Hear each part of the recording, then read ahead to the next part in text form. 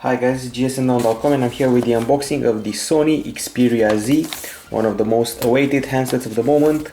It's a full HD phone, it's got a 5-inch display and we're unboxing it for you right here.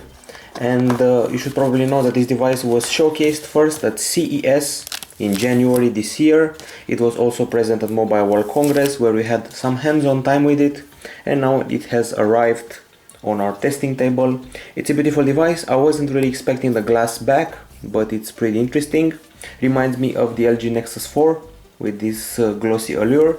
It does feel a bit big in the user's hand compared to the 4.7-inch handsets. However, it looks really nice. Okay, let's see what else is inside the box.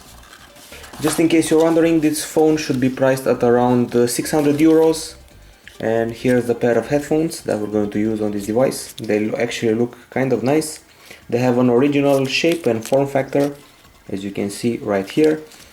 And also we've got this charger, standard for the handset. And then comes the USB cable. Finally, a bunch of manuals, plus some plugs for the earphones. So the usual bunch of manuals, startup guide. Everything you need to know about the Sony Xperia Z is found in here. I'm really looking forward to starting up this device, and once again I have to look at these headphones. They have a really original form factor, this one. Not even the PS Vita had such an original approach to the design, so I'm really curious if they are also good when it comes to volume, clarity and stuff like that. And again, a quick look at the phone. At the back we got a pretty nice camera. It's a 30 megapixel camera and everything is covered up with ports. Everything has lids. All the ports have lids on top since this is a waterproof phone. Big old power button here, going to press it, start up the device. And here we go. Once again, Sony Xperia Z, it costs 600 euros more or less, at least on Amazon UK, that's the price. It weighs 146 grams and it measures 7.9 millimeters in thickness. It uses a micro SIM card slot. It's also IP57 certified, that makes it dust and water resistant. Okay, now I'm going to take you to the initial setup process and start up Android on it. Okay, selecting the language, done, import the info, and here we go. Quite an easy initial setup process, was pretty smooth, pretty fluid transitions in the menu. Once again, this is the first full HD phone that we've tested here at gsmdown.com, so it's a bit of a premiere for us.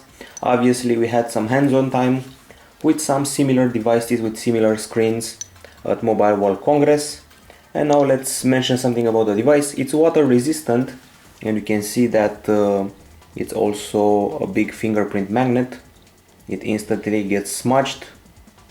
Anyway, so it's water resistant for up to 1 meter and 30 minutes. And this display you can see right here is a TFT capacitive touchscreen. One that's 5-inch in diagonal and the resolution is 1920 over 1080p. Okay, so let's mess around with the settings area. Maybe turn up the brightness just a bit, since it seems a bit turned down. Okay, here we go. Better brightness. Now that's more like it. Other stuff we're mentioning is that it uses Sony Mobile Bravia Engine 2, the technology for the display. It has a bunch of interesting pre-installed applications. This is a scratch resistant glass up front. We also have a micro SD card slot, which is always welcome, aside from the 16 gigabytes of storage. On the side you can see that we've got this power button, we got these discrete volume buttons right here. And let's see what else. Here we have the micro SD card slot covered up with a lid to protect it from water. Here it is. And at the top we've got the audio jack, also covered with a lid. And somewhere in this area here we should find the port for the card slot. Let's see where it is. From what I know, it's on the exact same side as the volume button and on-off button, so I'm going to try and figure it out. Here it is. So this is the area where you insert the SIM slot. It's very inconspicuous, you can't really tell that it's here or not. I actually went assuming that it's here. So this is the place where you insert the SIM, the micro SIM on the handset. Other stuff worth mentioning about this phone is that it has once again a 13 megapixel camera at the back with LED flash. It's got geotagging, and also inside we got a quad-core Qualcomm 1.5 GHz CPU with an Adreno 320 GPU. I'm really looking forward to see the interface of the camera, since I've heard that it's been retooled. Here we are. Very simplistic interface. Also, in case you're wondering, the OS of the device is Android 4.1 Jelly Bean. It's actually 4.1.2 Jelly Bean, and let's have a quick snap of the camera. Here we go, taking a picture. This camera also comes with video HDR that we'll test in the following days. This settings area for the camera is pretty much the same as on the previous Xperia Z, so not so different when it comes to the interface. As far as video capture goes, as I said, we get video HDR on the device and full HD capture, obviously. So far so good with this model, seems pretty snappy. It did have the occasional lag when you started the camera, a bit worried about that.